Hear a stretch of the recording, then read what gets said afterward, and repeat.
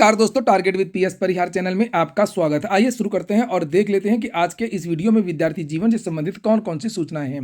तो वीडियो को जल्दी से लाइक कर दें, शेयर कर दें। जिन छात्रों ने चैनल को अभी भी सब्सक्राइब न किया हो तो जल्दी से सब्सक्राइब कर लें ताकि आप लोगों को इसी प्रकार की ऑथेंटिक अपडेट से सबसे पहले मिलती रहें। चलिए शुरू करते हैं। बात करेंगे सबसे पहले शिक्षा सेवा चयन आयोग की। जिस प्रकार का थंबनेल आपको दिख रहा है उसी प्रकार से सूचनाएं आपको मिलेंगी। आगे बढ़ने से पहले एक सूचना है उन विद्यार्थियों के लिए जो विद्यार्थी लेखपाल भर्ती की तैयारी कर रहे हैं। वे सभी अभ्यर्थी चक्षु प्रकाशन की इस बेस्ट बुक को ले सकते हैं, जिसे आप लोग यहाँ पर देख रहे हैं। काफी अच्छी पुस्तक है। यूपीएससी ने लेखपाल भर्ती का जो पैटर्न है वो बदल दिया है पेपर का, और उसी पैटर्न के हिसाब से इस पुस्तक को तैयार किया गया है। ये स्टडी गाइड है, कंप्लीट स्टडी गाइड, जिसमें आप लोगों को सॉल्व पेपर भी मिलते हैं और 2000 से ज्यादा संभावित बहुविकल्पीय प्रश्न भी मिलते हैं। सभी प्रश्नों की विस्तृत व्याख्या भी आपको इसी पुस्तक में मिल जाएगी। चक्षु प्रकाशन की लेखपाल भर्ती की और भी पुस्तकें आती हैं, जैसे आप लोग अभी स्टडी गाइड देख रहे थे। इसी तरीके से इनका एक अलग से प्रैक्टिस सेट आता है। इनका ग्राम समाज एवं विकास की भी अलग से पुस्तक आती है, और सामान्य ज्ञान, उत्तर प्रदेश स्पेशल, हिंदी वगैरह की भी अलग अलग पुस्तकें आती हैं। इनकी भी लिंक मैंने डिस्क्रिप्शन बॉक्स और कमेंट बॉक्स में उपलब्ध करा दिया, तो आप लोग जाकर के वहां से भी ऑनलाइन मंगवा सकते हैं। वैसे आपके लगभग सभी आपके शहरों में ये पुस्तक मिल जाएगी। चलिए पहले शुरुआत इसी से कर लेते हैं। यूपीएससी से ही यूपीएससी की एक भर्ती है एक्सरे लैब टेक्नीशियन। इसकी भी काफ़ी सूचना है आज के समाचार पत्रों में, जिसे आप लोग यहाँ पर देख रहे हैं। और लिखा हुआ है एक्स-रे टेक्नीशियन भर्ती परीक्षा 2023 के अभ्यर्थियों ने उत्तर प्रदेश अधीन सेवा चयन आयोग से अंतिम परिणाम शीघ्र जारी करने की मांग की है। अभ्यर्थियों ने बताया कि आवेदन की अंतिम तिथि 5 जुलाई 2023 थी और मुख्य लिखित परीक्षा 15 दिसंबर 2024 को हुई, और सफल अभ्यर्थियों का अभिलेख परीक्षण 16 से 28 जुलाई 2025 के बीच पूरा हो चुका है। लेकिन अब तक अंतिम परिणाम जारी नहीं किया गया है, जबकि बाद में हुई डेंटल हाइजीनिस्ट और नेत्र परीक्षण अधिकारी की भर्तियों के परिणाम जारी किए जा चुके हैं। तो यहाँ पर जो यूपीएससी का जो रवैया होता है ना, वो मनमाना होता है। पता नहीं जो पुरानी भर्ती होगी उसकी परीक्षा और बाद में करवाएगा, जो बाद में विज्ञापन जारी होगा उसकी परीक्षा पहले करवा लेगा, ये रिजल्ट उसका बाद में देगा, उसका पहले देगा। ऐसा कोई शेड्यूल नहीं है, और इसी से बचने के लिए अधीनस्थ कभी कैलेंडर जारी नहीं करता है। वो पूरी तरीके से स्वतंत्र है, पूरी तरीके से आज़ाद है, और दूसरे शब्दों में उसको मनमाना भी कह सकते हैं। कुछ नहीं पता है कि ये रिजल्ट ये लोग कब देंगे, किसी को नहीं पता। उसने कभी बताया ही नहीं है कि हम रिजल्ट इतने दिन में दे देंगे, ऐसी उसकी कोई परंपरा भी नहीं है। आप लोग देख सकते हैं ये 2023 की भर्ती है और ये 2026 आ गया है। तीसरा साल इस भर्ती का शुरू हो रहा है, और पता नहीं कब अभी रिजल्ट आएगा और कब तक नियुक्ति होगी। अभी भी इसमें बहुत सारे चरण हैं। तो ये बात होगी यूपीएससी की, और भी पेपर में इसके बारे में जानकारी दी गई है। अब इत्मीनान से बात करेंगे शिक्षा सेवा चयन आयोग की भर्तियों की। लिखा है टीजीटी भर्ती में प्राविधिक कला की पुरानी अर्हता पर मांगा एक अवसर। माध्यमिक विद्यालयों की प्रशिक्षित स्नातक शिक्षक टीजीटी भर्ती में इंटरमीडिएट प्राविधिक कला एवं स्नातक योग्यता की पुरानी अर्हता पर सम्मिलित किए जाने की मांग को लेकर के प्रतियोगियों ने शुक्रवार को उत्तर प्रदेश शिक्षा सेवा चयन आयोग के बाहर प्रदर्शन किया। उप सचिव संजय कुमार सिंह को मांग पत्र देकर के कहा कि इसमें अचानक बीएड लागू किए जाने से बड़ी संख्या में भर्ती आवेदन से वंचित हो गए हैं। तो टीजीटी की जो अब नई भर्ती होगी वो नई नियमावली से होगी, ऐसी चर्चाएं हैं। क्योंकि आयोग, उत्तर प्रदेश लोक सेवा आयोग ने तो शुरू कर दिया है, और अब जो नया आयोग है, समाचार पत्रों के माध्यम से जानकारी मिली है कि ये भी बदलाव करेगा। और जो नई नियमावली जारी हुई है उसमें प्राविधिक कला की योग्यता को समाप्त कर दिया गया है, जिसमें इंटरमीडिएट स्तर पर प्राविधिक कला करना रहता था और विद्यार्थी आराम से टीजीटी के जो शिक्षक है वो बन जाया करते थे। लेकिन अचानक से इसको हटा दिया गया, इस पुरानी अर्हता को, और अब कर दिया गया है कला में स्नातक प्लस बीएड भी लागू कर दिया गया है। तो विद्यार्थी यही कह रहे हैं कि अब कला में स्नातक और बीएड करने के लिए 5 साल का समय चाहिए, और इस तरीके से तो ये विद्यार्थी पूरी तरीके से भर्ती से बाहर हो जाएंगे। तो सुनिए आप लोग इन विद्यार्थियों को। कल मैंने इनका एक वीडियो बनाया था आयोग का, लेकिन यूट्यूब की एक पॉलिसी थी जिसकी वजह से यूट्यूब ने उसको डिलीट कर दिया। कॉपीराइट स्ट्राइक वगैरह नहीं था, लेकिन उसमें कई चीज़ें होती हैं, उसको लेकर के फिर मैं बाद में आपको बताऊंगा। और हाँ, आप लोगों को अगर कोई यूट्यूब से संबंधित समस्या हो, क्योंकि बहुत सारे ऐसे भी छात्र हैं जो अपना यूट्यूब चैनल बनाए हुए हैं, तो वो लोग मुझे ईमेल कर सकते हैं, शायद मैं उनकी कुछ मदद कर सकता। तो देखिए आप लोग उस वीडियो को, थोड़ा सा आप लोग देखिए। कहना चाहता हूं, और आज हमारी मुलाकात संजय सिंह जी से हुई है, क्योंकि विज्ञापन वर्ष 2022 में सीटें बहुत कम है, प्राविधिक कला की भी हो या किसी भी विषय का हो, नाम मात्र का हो है। मीटिंग में आपकी बात, आने वाले मंगलवार को मीटिंग में आपकी बात रखी जाएगी प्राविधिक कला के छात्रों को। और मैंने अनुरोध किया, जब उन्होंने कहा कि ये शासन स्तर का मामला, मैंने कहा कि आदरणीय अध्यक्ष उत्तर प्रदेश शिक्षा सेवा चयन आयोग के ऊपर मुझे मुकम्मल यकीन है, इनके द्वारा एक माननीय आयोग के द्वारा एक शासन को लेटर भेजा जाए और उस पर शासन विचार करे, माननीय मुख्यमंत्री जी विचार करें कि हाँ ये 1.5 लाख छात्र प्रभावित हो रहे हैं, इसलिए इनको नई भर्ती में प्राविधिक कला के छात्रों को न्याय मिले, उनको एक मौका मिलना चाहिए। इसके लिए जोरदार तालियों से स्वागत। सही है कि नहीं? बिल्कुल चाहिए। ये मुद्दा सही है कि नहीं? तो ये देखा आप लोगों ने, और अधिकारियों ने कहा कि ये मामला शासन स्तर का है, नियमावली शासन ने बनाई है, और ये प्रतियोगी छात्र प्रतिनिधि मंडल के शीतला प्रसाद ओझा ने अध्यक्ष को संबोधित मांग पत्र देकर के मांग की है कि शिक्षा सेवा चयन आयोग की ओर से एक पत्र इस संबंध में शासन को भेजा जाए। भाई उन्होंने कहा कि ये शासन स्तर का मामला है, तो छात्रों ने कहा कि आप एक प्रस्ताव बना करके शासन को भेजिए कि हमारे पास छात्र आए थे और ये चीज़ें अचानक से लागू होने से क्या क्या समस्याएं होंगी, क्योंकि नई नियमावली में बिना बीएड प्रशिक्षित प्राविधिक कला के छात्र छात्राओं को बाहर कर दिया गया है और इससे करीब 1 लाख प्रतियोगी छात्र प्रभावित हो रहे हैं। अगर इसमें स्नातक को बीएड अनिवार्य करना था तो नोटिफिकेशन पहले ही जारी करना चाहिए। तो जो भी आपको बदलाव करने हैं उसके बारे में 2-3 साल पहले जानकारी दे दीजिए ताकि विद्यार्थी उस योग्यता को हासिल कर लें। तो यही सूचनाएं हैं। ये क्या है, ये अपने सिलेबस का नहीं है, और आप लोग इस बारे में अपनी राय जरूर रख सकते हैं कमेंट बॉक्स में। इस तरीके की बहुत सारी सूचनाएं आजकल आ रही हैं, पुलिस वाले बेचारे इसी में लगे हुए हैं। और ये जो छात्र हैं इन्होंने मांग भी रखी है असिस्टेंट प्रोफेसर भर्ती। ये देखिए लिखा हुआ है, परीक्षा नियंत्रक देवेंद्र प्रताप सिंह को हटाए जाने को लेकर के भी इन्होंने ये मांग रखी है। यहाँ पर लिखा है, प्रदर्शन में शामिल बिना किसी पूर्व सूचना का अचानक प्राविधिक कला छात्रों को बाहर कर दिया गया है, और देवेंद्र प्रताप सिंह जो परीक्षा नियंत्रक है जिन पर बड़े आरोप लगा रहे हैं विद्यार्थी, इनको भी हटाने की मांग की गई है। एक और सूचना है, हाई स्कूल इंटर में फिसड्डी भर्ती परीक्षा में टॉप। शिक्षा सेवा चयन आयोग ने अपनी पहली परीक्षा करवाई थी असिस्टेंट प्रोफेसर, जिसमें से जम करके धांधली हुई थी, और ऐसे लोग असिस्टेंट प्रोफेसर भर्ती की लिखित परीक्षा में पास हो गए थे। ये मैं नहीं कह रहा हूँ, ये एसटीएफ कह रही है। एसटीएफ ने ये खुलासा किया है कि जो हाई स्कूल और इंटर बड़ी मुश्किल से पास हो पाए थे, जिनके नंबर बहुत कम थे, वो विद्यार्थी असिस्टेंट प्रोफेसर भर्ती में टॉपर थे।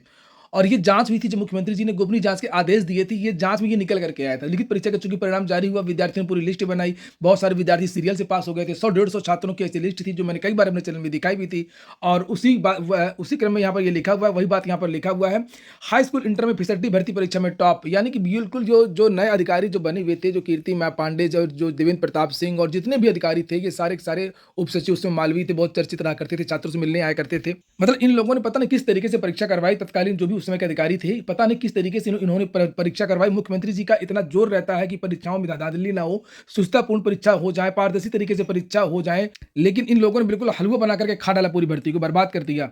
एक तो बड़ी मुश्किल से कोई परीक्षा हो पाती है, आप देख ही सकते हैं टीजीटी पीजीटी में क्या हाल है, परीक्षा नहीं करवा पा रहा। एक परीक्षा हुई थी असिस्टेंट प्रोफेसर भर्ती का, तो इन लोगों ने पेपर बेच डाला था। लिखा 500 पेपर थे, और ये महबूब अली के पास, महबूब अली कौन था, चेयरमैन का ही सहायक था, गोपनीय सहायक। असिस्टेंट प्रोफेसर भर्ती में 90 से 95% अंक प्राप्त करने वाले, बताइए 90% अंक किसी कंपटीशन के एग्जाम में कोई लाता है? आप बताइए, आईएएस से लेकर के पीसीएस, आईएएस में भी लगभग 50% अगर आपके नंबर हैं 900, 1800, 1900 में, तो भी आपका चयन हो जाएगा। पीसीएस हो चाहे आईएएस हो, किसी भी भर्ती में लगभग 50% ही फाइनल मेरिट जाती है। और यहाँ पर देख सकते हैं आप लोग 90 से 95% लोग लिखित परीक्षा में नंबर ले आए थे असिस्टेंट प्रोफेसर भर्ती में। लेकिन अभ्यर्थियों का शैक्षिक रिकॉर्ड बेहद कमजोर पाया गया। जब एसटीएफ ने आरोपियों के पास से बरामद डाटा का मिलान किया तो चौंकाने वाला खुलासा हुआ। इन अभ्यर्थियों की पूरी जानकारी आरोपियों के पास पहले से मौजूद थी। यहीं से एसटीएफ को यह स्पष्ट हो गया कि परीक्षा का पेपर लीक किया गया था। जांच में यह सामने आया कि यदि परिणाम जारी होते तो ये सभी अभ्यर्थी चयनित हो जाते। देखिए, अगर ये चूंकि पेपर मुख्यमंत्री जी ने संज्ञान में लिया, मुख्यमंत्री जी का बहुत बहुत धन्यवाद, तो मुख्यमंत्री संज्ञान में लिया और उसको रद्द कर दिया। नहीं तो कोर्ट में तो कभी रद्द नहीं हो पाती ये भर्ती, क्योंकि उसमें ओएमआर में छेड़छाड़ वगैरह तो आता नहीं, पेपर पहले मिल गया था, याद करके इन लोगों ने कर लिया था, और कोई पुख्ता उस तरीके का साक्ष्य नहीं था। इनको साक्ष्य ऐसे एसटीएफ ने देखा, उसको जांच किया कि भाई ने हाई स्कूल इतना number, 3rd division, inter 3rd division है, और इसमें इसके असिस्टेंट प्रोफेसर भर्ती की जो लिखित परीक्षा उसमें 90%, 95% नंबर लाए। मतलब धांधली हुई है, प्रूफ नहीं है, लेकिन 100% इसमें जो है सौदेबाजी हुई है, और इस आधार पर मुख्यमंत्री जी ने इसको रद्द कर दिया। यहाँ पर लिखा भी है, महबूब अली के पास थे करीब 500 प्रश्न, तो इन्होंने अपने चुनिंदा लोगों को 35-35 लाख रुपए में पेपर बेचा था। कल के समाचार पत्र में जानकारी भी दी थी कि महबूब अली ने 35-35 लाख रुपए में अपना सिस्टम बनाया था। और इसमें अभी कई अधिकारी हैं, अगर मामला मैनेज नहीं होता है तो कई अधिकारी अभी और भी जेल जा सकते हैं। जब तक अधिकारियों के खिलाफ ये वीडियो मेरा शेयर कर दीजिए, मैं फिर से बता रहा हूं, जब तक अधिकारियों के खिलाफ कठोर कार्रवाई मुख्यमंत्री जी नहीं करेंगे, ये अधिकारी मुख्यमंत्री जी को 2027 के चुनाव हरवा देंगे, बर्बाद कर देंगे, चौपट कर देंगे, और बार बार पेपर लीक करेंगे। इतना मतलब आप समझ रहे हैं कि नकल कानून सार्वजनिक परीक्षा अधिनियम लागू हो चुका है, उसका भी खौफ नहीं है इनका, इसीलिए नहीं है कि अधिकारियों का कुछ होगा नहीं। अब बताइए क्या बिना चेयरमैन के, बिना परीक्षा नियंत्रक के महबूब अली ने ऐसे पेपर भेज दिया 500 प्रश्न? नहीं, ऐसे नहीं हुआ होगा। और इसीलिए उत्तर प्रदेश में बार-बार पेपर लीक हो रहे हैं। यूपी टीईटी का पेपर लीक किया संजय उपाध्याय उस समय थे। उसके बाद कीर्ति पांडे थी, ये आपका पेपर चला गया असिस्टेंट प्रोफेसर भर्ती का। इसके बाद में आपका पुलिस कांस्टेबल भर्ती का पेपर लीक हुआ। इसके बाद में आपका आरओ एआरओ का पेपर लीक हुआ। मतलब ये वो पेपर लीक हैं जिसको सरकार ने माना है। बाकी तो बहुत ज़्यादा पेपर लीक हुए हैं लेकिन ज़्यादा कुछ हुआ नहीं है। तो संजय उपाध्याय को छोड़ करके और भी किसी भी अधिकारी के खिलाफ कुछ भी नहीं हुआ। जहाँ नहीं जहाँ देखो अधिकारी पेपर बेच रहे हैं, भर्ती में भ्रष्टाचार कर रहे हैं। एक सूचना ये भी है 460 कंप्यूटर ऑपरेटर के पदों पर भर्ती की होगी जांच। समाज कल्याण विभाग में भर्ती हुई थी आउटसोर्सिंग पर 460 कंप्यूटर ऑपरेटर प्रोग्रामर चतुर्थ श्रेणी कर्मचारियों की भर्ती है, इसकी भी जांच होगी। मुख्यमंत्री अभ्युदय योजना के तहत संचालित अभ्युदय कोचिंग में अयोग कोर्स कोऑर्डिनेटरों की भर्ती का मामला सामने आने के बाद यह कदम उठाया जा रहा है। तो अभी कोर्स कोऑर्डिनेटर भर्ती की धांधली का मामला भी 3-4 दिन से बहुत टाइट है, जिसमें जिन लोगों ने मेंस नहीं दिया था पीसीएस का, या दिया था तो वो फेल हुए थे, वो विद्यार्थी पढ़ा रहे थे इन विद्यालयों में। अगली सूचना उत्तर प्रदेश लोक सेवा आयोग की है। दो बड़ी सूचनाएं हैं। एक तो है कि चौथे सप्ताह में साक्षात्कार कराएगा उत्तर प्रदेश लोक सेवा आयोग। उत्तर प्रदेश लोक सेवा आयोग ने आयुष विभाग से संबंधित विभिन्न पदों के लिए संभावित साक्षात्कार कार्यक्रम जारी कर दिया है और यह साक्षात्कार जनवरी के चतुर्थ सप्ताह में आयोजित किए जाने की संभावना है। जारी कार्यक्रम के अनुसार आयुष आयुर्वेद और आयुष यूनानी विभाग में उच्च शैक्षिक पदों पर भर्ती के लिए साक्षात्कार प्रस्तावित।